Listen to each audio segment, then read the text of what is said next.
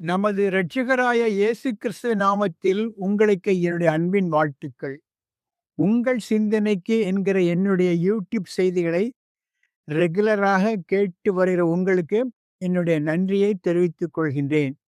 இந்த செய்திகள் விசுவாசிகள் சத்தியத்தை, வேத வசனங்களை ஆழமாக தியானிக்க வேண்டும் என்கிற நோக்கத்தோடு கூட வேதத்தில் காணப்படுகின்ற கருகலான சத்தியங்களை உங்களுக்கு நான் போதித்து வருகிறேன். இந்த செய்திகள் உங்களுக்கு பிடித்திருக்கும் என்று நீங்கள் கருதினால், இதை மற்ற விசுவாசிகளுக்கு அறிமுகம் செய்து வைக்கும்படியாக உங்கள் அன்போடு கேட்டுக்கொள்கிறேன். இன்றைய நாளில் நாம் தியானிக்கப் போகிற தலைப்பு எதை பற்றியதென்றால், ஒரு தனிப்பட்ட விரோதம், ஒரு பகை எப்படி ஒரு இனப்பகையாக மாறியது என்பதை குறித்து இந்த பகுதியில் நாம் தியானிக்கலாம். இந்த சம்பவம் எங்கே நடந்தது என்றால், பழைய ஏற்பாட்டு காலத்தில் நடந்த ஒரு சம்பவம். 2 பேருக்கும் நடந்த ஒரு தனிப்பட்ட பகை, எப்படி ஒரு இனப்பகையாக 2 இனங்களுக்கும் ஏற்பட்ட பகையாக எப்படி மாறியது என்பதை பற்றியுள்ள காரியத்தை பற்றி தான் இந்த பகுதியில் தியானிக்கலாம். இந்த சம்பவம் எங்கே நடந்தது என்றால், எந்த காலத்தில் நடந்தது என்றால், எஸ்தருடைய புத்தகத்தில் நடந்ததாக நாம் பார்க்கலாம். பொதுவாக நாம் பார்க்கும்பொழுது எஸ்தர் புத்தகத்தில் கடவுள் என்கிற பெயர் காணப்படவில்லை. ஆனாலும் கடவுள் என்கிற பெயர் காணப்படாவிட்டாலும் கடவுளுடைய கரம் எப்படி இறையாண்மையோடு செயல்பட்டது என்பதை பற்றி இந்த புத்தகத்தில் தெளிவாக அறிந்து கொள்ளலாம். கடவுளுடைய சாவர்னிட்டியும் கடவுளுடைய ப்ராவிடன்ஸும் இணைந்து செயல்பட்ட ஒரு நிகழ்வுகளை இந்த புத்தகத்தில் அநேக இடங்களில் பார்க்கலாம். எனவே இந்த புத்தகம் என்பது நாம் நன்கு கவனிக்க வேண்டிய ஒரு இறையாண்மையை பற்றி, ப்ராவிடன்ஸை பற்றி நன்கு அறிந்து கொள்ள வேண்டுமானால் இந்த புத்தகத்தை நன்கு ஆழமாக தியானிக்கலாம். அவ்வளவு கருத்துக்கள் உள்ள புத்தகம் தான் இந்த எஸ்தருடைய புத்தகம். முதலாவது பார்க்கும் பொழுது, இந்த புத்தகத்தை நான் பார்க்கும் பொழுது அநேகர் சொல்கின்ற காரியம் என்னவென்றால், இந்த புத்தகத்தினுடைய மைய பொருள் யார் என்றால் எஸ்தர் தான். எஸ்தர் ராணியாக்கப்பட்ட சம்பவம் தான் முக்கியமான நிகழ்வு. வஸ்தி பதவியிலிருந்து இறக்கப்பட்டு எஸ்தர் மகாராணியாக சூட்டப்பட்ட அந்த நிகழ்வு தான் இந்த புத்தகத்தினுடைய மைய கருத்து என்று சொல்வதும் உண்டு. இன்னும் சிலவே எஸ்தர் தைரியமாக அகாஸ்வேர ராஜாவிடம் சென்று தன்னுடைய ஜனங்களுக்காக மன்றாடிய விண்ணப்பித்த அந்த காரியம் தான் டேர்னிங் பாயிண்ட் என்று சொல்வார்கள்.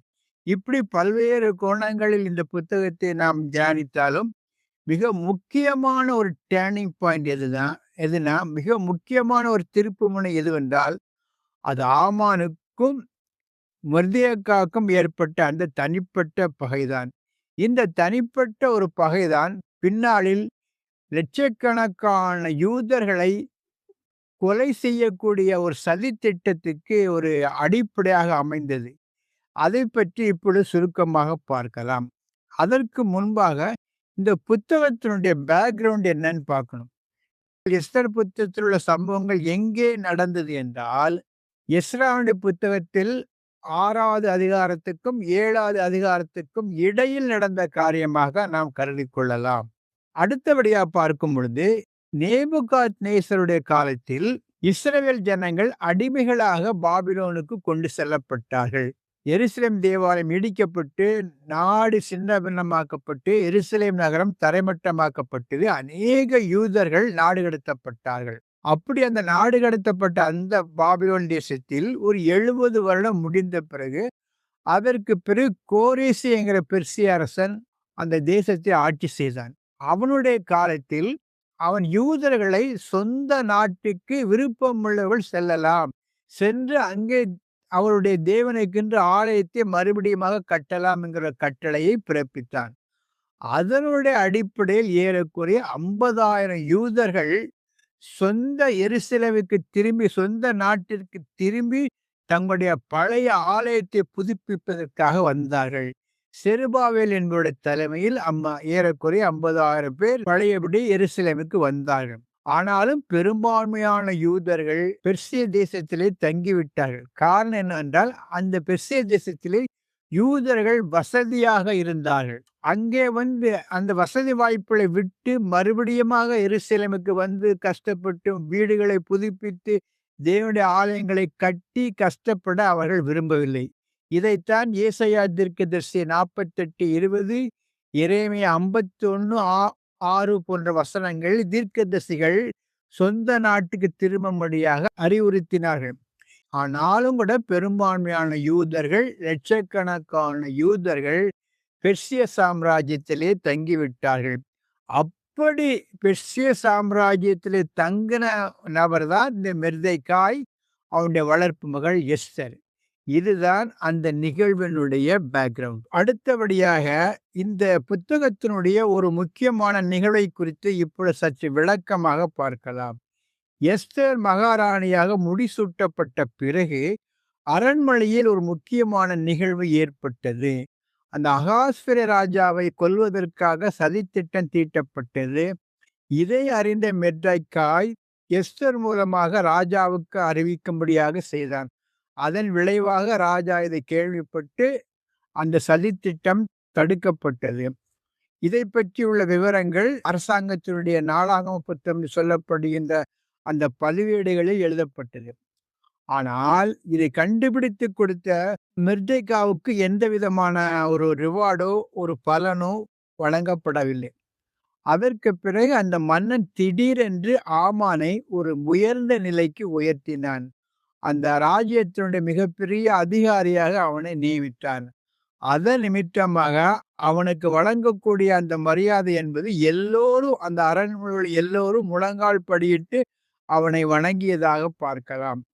ஆனால் இதுக்கு விதிவிலக்காக இருந்தவன் யார் என்றால் மெர்தெக்காய் தான். ஆமானை மெர்தெக்காய் வணங்கவில்லை என்கிற காரியம் இந்த அரண்மனை முழுவதுமாக பரவியது.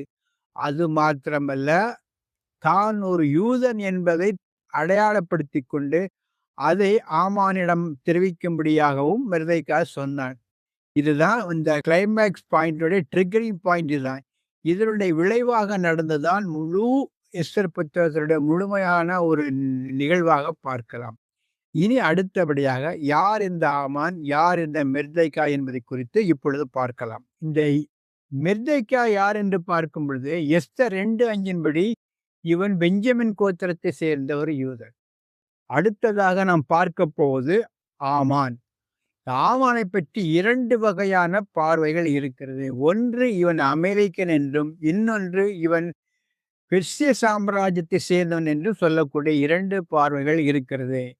அமெரிக்கன் என்று சொல்கிறவர்கள் வைக்கக்கூடிய ஆதாரம் என்னவென்றால் 3:1 பார்க்கும் பொழுது இவன் ஆகாகியன் என்று அழைக்கப்படுகின்றான். இந்த ஆகாகி என்பது அமெரிக்கருடைய அரசருடைய பேர் என்று 1 சாமுவேல் 15 அதிகாரத்தின் மூலமாக நாம் புரிந்து கொள்ளலாம். எனவே இந்த ஆமான் அமெரிக்க வம்சத்தை சேர்ந்தவன் என்று உறுதியாக நாம் அறிந்து கொள்ளலாம். அதே வேளையில் தாமஸ் கான்ஸ்டபிள் என்கிற வேத பண்டிதர்கள் மற்றும் சிலரும் சொல்லக்கூடிய கருத்து என்னவென்றால், இந்த ஆகாக் என்பது பெர்சிய சாம்ராஜ்யத்தினுடைய ஒரு பகுதி. அந்த பகுதியில் வாழ்ந்தவன் தான் இந்த ஆமான். எனவே இவன் ஒரு அமெரிக்கன் அல்ல என்று சொல்லக்கூடிய கருத்துக்களும் இருக்கிறது. எது எப்படியாக இருந்தாலும் ஒன்று மட்டும் உறுதி. இவன், இந்த மெர்தெக்காய், தன்னை யூதன் என்று ஆமானுக்கு சொல்லும்படியாக சொன்ன அந்த வார்த்தை நிமித்தம் இவன் அமெரிக்கன் என்று உறுதியாக சொல்ல முடிகிறது. ஏனென்றால் இந்த அமெரிக்கர்களுக்கும் யூதருக்கும் உள்ள பகைமை என்பது காலகாலமாக தொடர்ந்து வரக்கூடிய பகைமை. ஏனென்றால் முதலில் யூதர்கள் வனாந்திரத்துக்கு வந்தபோது அவர்களை தாக்கியவர்கள் யார் என்றால் இந்த அமெரிக்கர்கள் தான். யாத்திராகமம் 17 8 முதல் 16 வரை உள்ள வசனங்கள். அது மாத்திரமல்ல, இதன் நிமித்தமாகத்தான் ஆண்டவர் அவர்களை வானத்திலிருந்து அழிப்பதாக சொல்லியிருக்கிறார். இன்னொரு கூடுதலான தகவல் என்னவென்றால், இந்த அமெரிக்கர்களை முழுவதுமா அழிக்கும்படியாக சவுலுக்கு கடவுள் கட்டளையிட்ட போதும் சவுல் அந்த கட்டளையை முழுமையாக நிறைவேற்றவில்லை. அதனால்தான் அந்த பகையை மெர்தெக்காய் கொண்டிருக்கலாம். அந்த அமெரிக்கனுக்கு நான் ஏன் பணிய வேண்டும் என்கிற ஒரு அடிப்படையில் தான் ஒரு யூதன் என்பதை அந்த ஆமானுக்கு அறிவித்ததாக பார்க்கலாம். இதுல இன்னொரு பார்வையும் உண்டு. ஆமான் ஒரு அரசு பிரதிநிதி, அரசனுக்கு அடுத்தபடியாக உள்ள நிலையில் உள்ளவன். என்னதான் அவன் அமெரிக்கனாக இருந்தாலும் அரச மரபுகளின்படி மெர்தெக்காய் அவனுக்கு மரியாதை செலுத்தியிருக்க வேண்டுங்கிற பார்வையும் உண்டு. அப்படி செலுத்தி இருந்தால் இந்த மிகப்பெரிய பிரச்சனையே வந்திருக்காது. ஆனால் அவன் ஆமானை ஒரு அமெரிக்கனாக பார்த்து அவனுக்கு அவமரியாதை செலுத்திய காரணத்தினால்தான் இந்த ஒரு மிகப்பெரிய ஒரு பிரச்சனை வந்ததாக நாம் யூகித்துக் கொள்ளலாம். அது மாத்திரமல்ல, பழைய ஏற்பாட்டில் ஆதியாகமம் 23:7, 33:3, 43:28, யாத்திராகமம் 18:7 போன்ற இடங்கள்லாம் யூதர்கள் பிரபலமான நபர்களையோ மற்றவர்களையோ தலைகுனிந்து வணங்கியதாக பல இடங்களில் பார்க்கலாம்.